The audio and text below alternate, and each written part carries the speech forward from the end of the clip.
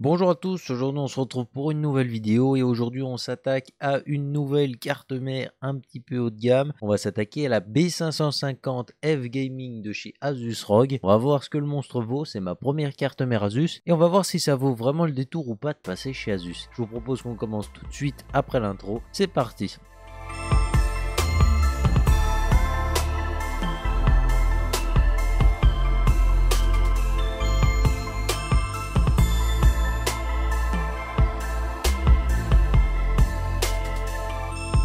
Comme vous le savez sur la chaîne, j'ai souvent taillé un petit peu les cartes mères Asus en disant que c'était vraiment cher pour ce que c'était. Dans le fond, je suppose toujours que ce prix très élevé engendrera une qualité un petit peu supérieure aux concurrents, on va dire. Et sur le coup, j'avais déjà des doutes au niveau des cartes graphiques, par exemple. Je savais que les modèles ROG étaient très bien refroidis avec des VRM plus que costauds au niveau des cartes graphiques. Et puis quand j'ai eu ma Asus Dual, par exemple, j'ai vu nettement la différence et la patte d'Asus, tu vois, parce qu'on a un modèle qui s'undervolt très bien, qui s'overclock très bien, qui est très bien refroidi, qui est très silencieux et en plus assez design. Donc au final, je me suis dit, est-ce qu'au niveau des cartes mères, finalement aussi, j'avais une grande bouche et je jugeais à tort et à travers. Donc on va voir ça aujourd'hui avec la B550 F Gaming de chez Asus ROG. Je vous propose de dérouler cette vidéo de cette façon. On va commencer avec l'unboxing. Voilà, on va faire un petit peu le tour de la boîte, le tour de la carte mère. On enchaînera directement avec quelques plans de la bête, les caractéristiques techniques, puisque aussi c'est ce qui vous intéresse. On fera une petite parenthèse sur les VRM et puis les alimentations, tout ça. On finira bien entendu par toute la partie logicielle qui va arriver derrière la carte mère. On parlera du BIOS, on parlera des logiciels directement fournis par la marque. Et puis voilà, je pense qu'on pourra finir par une petite conclusion et voir un petit peu ce que ça donnait. Avant qu'on aille plus loin, j'aimerais remercier fortement le propriétaire de cette carte mère qui se reconnaîtra puisqu'il m'a prêté cette carte mère pendant environ 3 semaines. Ça m'a donné le temps de me balader un petit peu dans le domaine de Asus, dans leur univers et leur BIOS, leur logiciel, tout ça, pour vous faire la vidéo la plus complète possible. Un grand merci à lui, c'était vraiment sympa. Donc je vous propose qu'on commence tout de suite. Quand on est face à la boîte, qu'est-ce qu'on peut déjà voir? On va voir directement en gros plan cette fameuse carte mère qui est très belle. Déjà sur la boîte est plutôt réussie. On reste dans des tons très rouges puisque Asus ROG c'est en général noir et rouge. Donc on retrouve vraiment ce rouge très dominant avec cette atmosphère un petit peu sombre du gamer, tu vois ce que je veux dire, la tanière. On retrouve vraiment ce monstre ici bien taillé. Autour de la boîte on retrouve quelques petits détails, mais je me suis pas tellement attardé dessus non plus, puisque ce qui nous intéresse vraiment c'est ce qu'il y a dedans. Quand on déballe, déjà on sent que ça a été très bien emballé. On est ici sur la version Wi-Fi en plus, donc on atterrit directement en face de l'antenne Wi-Fi. Juste dessous on a cette fameuse carte mère qui est plutôt lourde, je dois l'admettre, pas aussi lourde que la MSI Gaming Force qu'on a testé il n'y a pas si longtemps sur la chaîne, mais elle reste quand même assez lourde, donc c'est synonyme un petit peu de gros refroidissement et d'assez bonne qualité. Dans la boîte, qu'est-ce qu'on peut retrouver également? J'ai été étonné de retrouver 4 câbles SATA, donc ça c'est plutôt cool, étant donné que la plupart des fabricants vous en donnent que 2. Là vous pourrez mettre déjà pas mal de disques durs, donc 2 coudées, 2 plats, ça permet déjà d'un petit peu de polyvalence au niveau du câblage, on va dire. Pour le reste, on a un petit peu de visserie, des petits livres, des petits autocollants, vous avez l'habitude. La notice, évidemment, le CD d'installation des pilotes qui m'a bien sauvé la vie, mais ça je vous raconterai un petit peu quand on parlera des logiciels, tout ça. Et puis bah voilà, c'est à peu près tout au niveau de la boîte. Je vous propose quelques petits plans de la bête et puis on va se retrouver juste après pour les caractéristiques techniques.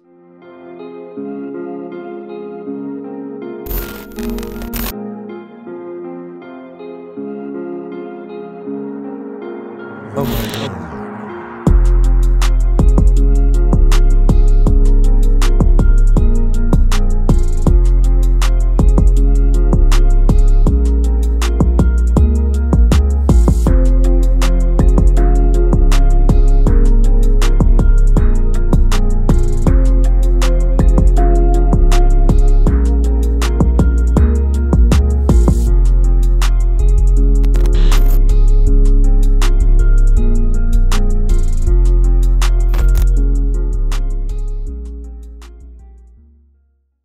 Comme vous l'avez vu, la carte mère est plutôt réussie au niveau du design. Bon, j'ai pas enlevé les petits autocollants, donc forcément, il y en a qui vont me dire « t'aurais pu les enlever quand même ». J'ai laissé la joie quand même au propriétaire de cette carte mère de pouvoir les enlever le jour du montage, tu vois ce que je veux dire. Sinon, au niveau de cette carte mère, qu'est-ce qu'on peut retrouver? On a toujours ces tons noirs et rouges sur les dissipateurs qui sont plutôt jolis. Et on se retrouve avec le logo ROG sur la plaque Shield, donc juste au-dessus, au niveau des refroidissements des VRM notamment, qui va lui s'éclairer de toutes les couleurs et vous pourrez gérer les couleurs par différents logiciels, mais on y reviendra un petit peu plus tard au niveau de la vidéo. Les caractéristiques techniques, qu'est-ce qu'on peut retrouver? On va être ici avec deux ports M.2. Comme vous pouvez vous rappeler, on a le 4.0 qui est supporté sur les B550 de chez AMD. Donc on va avoir un M.2 NVMe 4.0 disponible tout en haut de la carte mère. Donc ça va être vraiment le port entre la carte graphique et le processeur, le tout premier là-haut. Et la carte graphique, la toute première, sera disponible aussi en 4.0 pour le future proof. Et ça, c'est plutôt pas mal. Pour le reste de la carte mère, qu'est-ce qu'on retrouve? On a un autre PCI Express 16 en format, mais qui lui sera destiné à du x8 seulement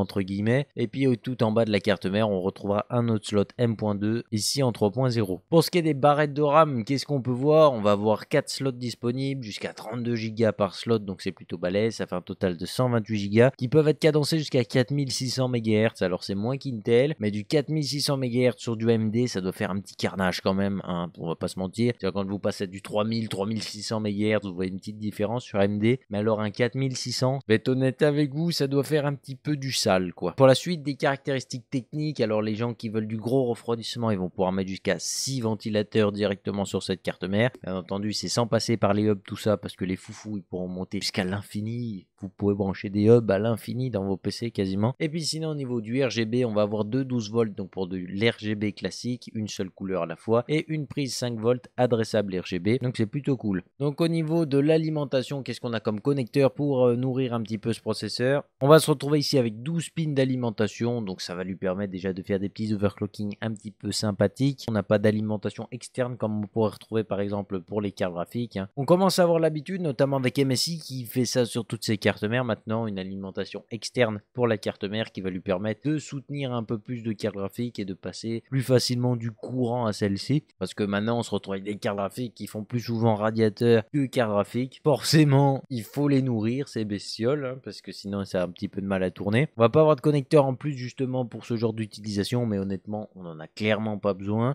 Au niveau des VRM, on se retrouve ici avec 16 phases d'alimentation dédiées au processeur pour lui donner un maximum de bouffe, tu vois ce que je veux dire. Je peux te dire qu'avec 16 phases d'alimentation dédiées, tu peux tenir un énorme Ryzen 9 sans trop de problèmes. Techniquement dédié à ce genre de processeur, puisqu'on est dans une gamme très haut de gamme pour un B550 autour de 200 €, je vous rappelle. Donc voilà, on est vraiment sur une carte mère dédiée à du gros monstre. Et au final, on va se rendre tout de suite compte qu'elle est taillée pour ça avec ses 16 phases d'alimentation. Mon Ryzen 5 3600 l'a fait terriblement rigoler, même une fois overclocké. C'est pas avec ses 65-70 ampères d'alimentation qu'il allait lui faire grand chose à cette pauvre carte mère. Elle l'a très bien supporté sans trop de problème. On a bien vu qu'elle n'avait pas à rougir pour supporter cette petite crevette. Et puis on a une phase dédiée au RAM. Une phase d'alimentation, c'est déjà pas mal pour de la RAM. Souvent sur les très grosses cartes mères on en retrouve deux, mais là on n'est pas non plus sur une carte mère dédiée à l'overclocking. Donc voilà, comme je vous ai dit ici, on a une carte mère qui peut permettre pas mal de choses au niveau de l'overclocking, mais malheureusement on va avoir des options qui vont nettement réduire votre choix pour cette carte mère si vous êtes dans ce type d'utilisation, parce que honnêtement les overclockers de l'extrême, déjà vous avez vu au niveau de la RAM limité à 4600 MHz, alors qu'à côté on a des cartes mères qui permettent de dépasser largement les 5000 MHz. Donc forcément sur ce point là déjà c'est un point rouge. Et puis malheureusement vous ne pouvez pas surveiller la température des VRM, donc c'est pour ça que j'ai pas pu tester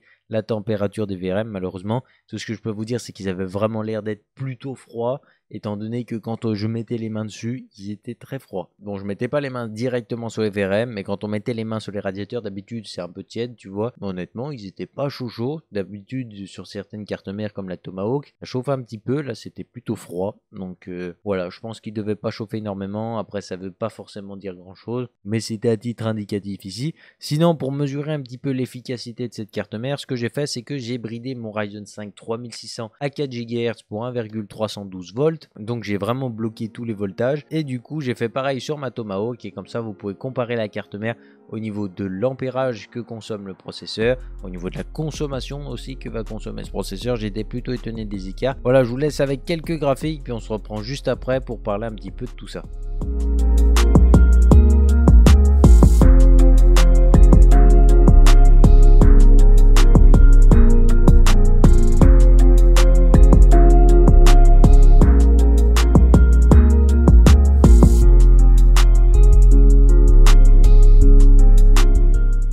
Comme vous avez vu, entre la B450 Tomahawk et la B550 Rogue F Gaming, il y a quand même un monde, hein, honnêtement, au niveau de la consommation et de l'ampérage, tout ça. J'étais plutôt étonné de voir qu'une carte mère pouvait changer autant de choses, que ce soit au niveau de la consommation du pros et tout. Ça m'a un petit peu bluffé, hein, honnêtement, c'était la première fois que je pouvais comparer deux cartes mères du même chipset, et ça m'a permis de découvrir des choses, hein, je ne veux pas vous mentir. Maintenant qu'on a fini un petit peu avec tout ce qui est alimentation, on va poursuivre la vidéo avec justement tout ce qui va se trouver au niveau des logiciels, tout ça. Qu'est-ce que j'ai à vous dire? Déjà le CD d'installation des pilotes, mon dieu, qu'est-ce qui vous sauve la vie, parce que sur le site Asus, il n'y avait aucun pilote qui marchait. J'essayais de tous les installer un par un, et à chaque fois ça faisait de la daube, ça s'installait à moitié, ça faisait pas grand chose. Donc j'ai dû réinstaller mon Windows de manière très propre, parce que ça m'a tellement foutu le bordel que c'était pas possible. Une fois que j'ai réinstallé mon Windows, j'ai pris le CD, je l'ai mis dedans, et bizarrement tous les pilotes du SSD marchent incroyablement bien, donc essayez pas d'aller chercher ailleurs, tout simplement. Si vous avez un lecteur DVD à côté de chez vous, ça peut honnêtement vous faire gagner beaucoup de temps, et c'est juste top. Sinon, au niveau de tout le reste des logiciels, Asus vous fournit une armada exceptionnelle de logiciels. Vous avez CPU-Z, vous avez plein de logiciels dédiés à l'overclocking du processeur directement sur le bureau, des logiciels de monitoring, donc pour surveiller les performances, les consommations, les températures, tout ça. Vous avez vraiment du monde. Je connais pas tous leurs logiciels par cœur, parce qu'honnêtement, j'ai pas encore eu le temps de tout détailler. J'ai plus la carte mère de toute façon, mais je pense que le jour où j'ai une Asus, j'essaierai de prendre un petit peu plus le temps d'aller voir tout ça. Qu'est-ce que je pourrais vous dire sur ces logiciels? Alors personnellement, déjà je tiens à dire que le logiciel de LED de chez Asus est incroyable. Là ça m'a changé du MSI, avec justement une fois sur deux les LED c'est pas la couleur que vous voulez chez MSI, alors que chez Asus vous pouvez même carrément créer vos dégradés. Voilà, on va dire qu'il y a un monde, et en plus ça marche à chaque coup, donc il n'y a pas tellement de problème. C'est compatible avec du Corsair, j'avais des rames Corsair, ça a pris le contrôle sans aucun problème également, et j'avais les ventilateurs Be Quiet Lightwings qu'on a essayé, je vous mets la vidéo juste là, et honnêtement les dégradés étaient fous aussi. Donc vraiment le RGB je l'ai testé un petit peu dans tous les sens, et j'ai été super content de la qualité des LED et tout, de la carte mère, c'était juste bluffant. Rien à dire de plus, c'était bluffant. Après tout ce qui va être au niveau monitoring, tout ça, personnellement je suis pas fan de ces logiciels qui gèrent tout depuis le bureau, donc j'aime un peu plus m'intéresser au BIOS, et du coup le BIOS c'était la grosse découverte pour moi chez Asus. Qu'est-ce que je peux vous dire dessus de mon côté? Personnellement je trouve que le BIOS est pas très ergonomique, parce que quand on passe de MSI à chez Asus, on a quand même une petite différence. MSI est un peu mieux rangé je dirais, et Asus c'est un peu plus la jungle,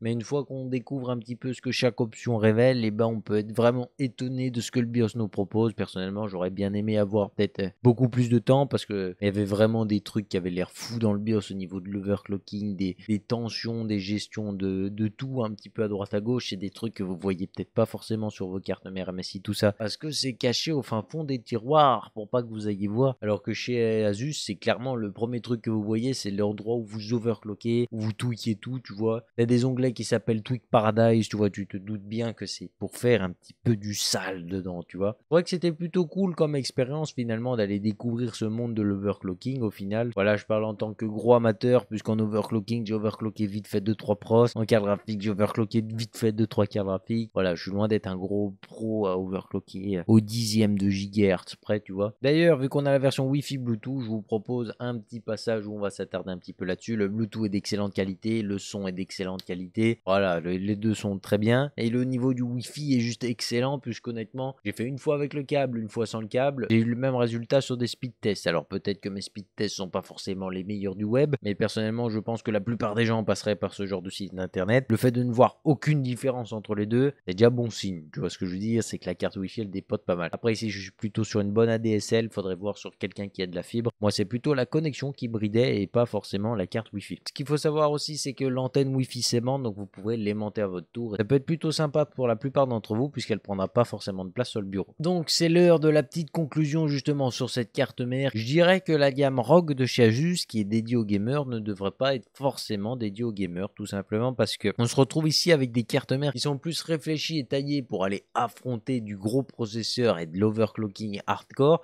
plutôt qu'aller jouer, puisqu'un joueur en général il va rarement overclocker son pros comme un bourrin, tu vois ce que je veux dire. Il y en a qui font les deux, mais en général ils vont pas s'arrêter là. Pour moi la gamme Rogue ne devrait pas forcément s'appeler Republic of Gamer, mais plutôt Republic of Tweaker, tu vois ce que je veux dire. Après ROT, ça serait moins stylé, hein, on va pas se mentir. Ça supporte vraiment tout type de processeur. Ici le Ryzen 5 il est monté à peu près 70 ampères, enfin 65-66 ampères. Ça fait à peu près l'équivalent en consommation d'un Ryzen 7 quand il est stock, donc honnêtement il n'y a pas d'exploit ici pour ce Ryzen 5. J'ai vu 2-3 personnes placer un Ryzen 9 sur cette carte mère, elle le gère juste très bien. C'est pas étonnant vu le nombre de VRM qu'il y a. On est vraiment sur une carte mère taillée pour du haut de gamme. On a un Wi-Fi qui est d'excellente qualité, un Bluetooth d'excellente qualité. De quoi satisfaire énormément de gens ici. Et je pense que toute personne qui veut vraiment un style particulier ou qui adore la gamme ROG de chez Asus devra acheter ce type de carte mère. Maintenant, si vous n'êtes pas vraiment fan de l'overclocking, tout ça, je vous conseille plus de vous diriger sur des gammes un petit peu plus petites de chez Asus. Justement, comme je discutais avec pas mal d'entre vous, la teuf a nettement moins d'artillerie pour aller overclocker et bidouiller tout ça. Mais pour un gamer en soi qui n'a pas forcément envie de mettre les mains dans le cambouis, vous pouvez largement profiter de la qualité de chez Asus sans avoir tout ce supplément overclocking que vous ne désirez pas, puisqu'au final, ça vous fait monter la facture de quasiment, allez, 50, 60, 70 euros peut-être. Donc voilà, ce serait un peu mieux de se diriger sur la teuf. Certes, c'est moins beau, mais forcément, vous avez de la très bonne qualité pour un petit peu moins cher. Bilan pour cette carte mère, juste excellente. J'étais ravi de découvrir un petit peu l'univers de chez Asus à tel point que ça m'a presque foutu les boules d'avoir choisi une MSI à la place d'une Asus ROG. Je sais pas quoi vous dire de plus sur ce produit, honnêtement. J'essaie d'être le plus honnête possible avec vous, mais là, je peux pas faire mieux. J'espère que cette présentation de carte mère vous a plu. Si c'est le cas, le petit pouce RGB, n'hésitez pas à vous abonner si c'est pas encore fait parce que ça fait toujours plaisir. Mettre votre petit commentaire pour me dire ce que vous avez pensé de la présentation parce qu'honnêtement je pense qu'elle est largement perfectible. Je m'y connais pas trop en carte mère, j'essaie de m'améliorer. Je peux pas aller plus vite que la musique sur ce genre de truc. Voilà, donc si quelqu'un s'y connaît vraiment en test de carte mère, je suis preneur pour la plupart de vos conseils. Sur ce, portez-vous bien, on se retrouve bientôt pour une prochaine vidéo. Bye les gens.